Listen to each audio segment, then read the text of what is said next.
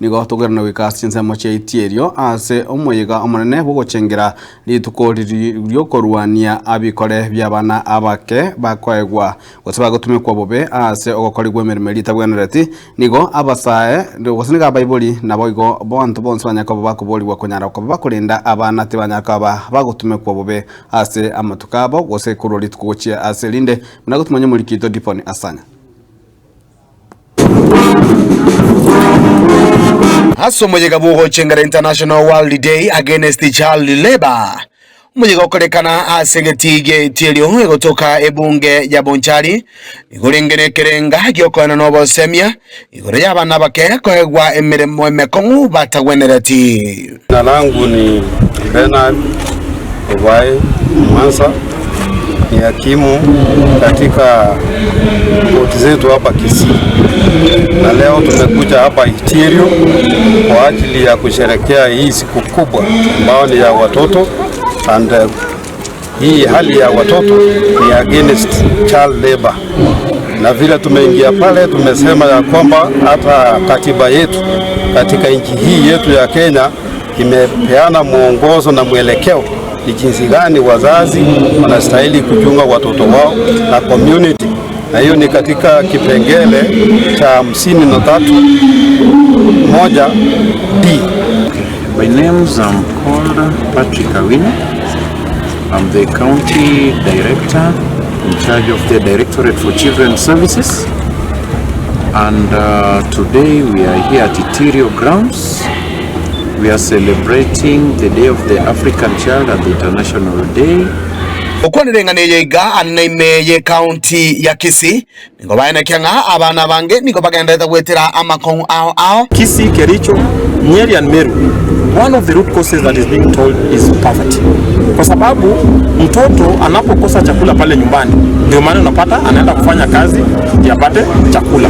The responsibility from parents and caregivers of the children, because they are not able to keep constant monitor of the children under their care.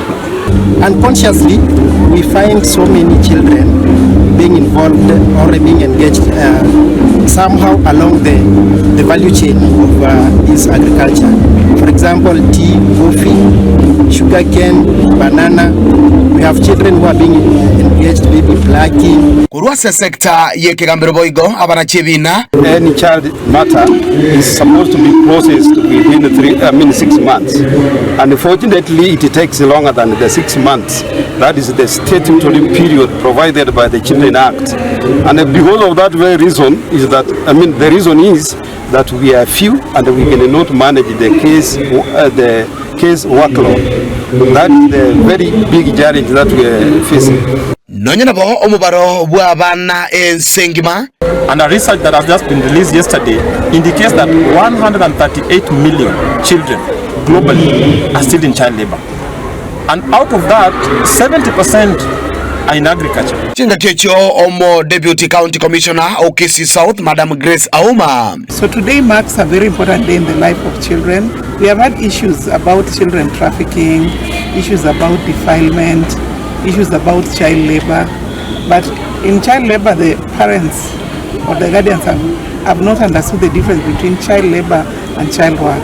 And we have therefore agreed as a way forward that we'll be conducting barazas together as a team so that we advocate at the same time sensitize them. Aseboigo serikali yaboli wekoligereria chinyomba chile cyo waka korondo. County government should ensure that there's a lot of control in terms of licensing, because the stakeholders here in Kisii are saying that there are so many gambling machines. I think that more and more young people are being lured towards.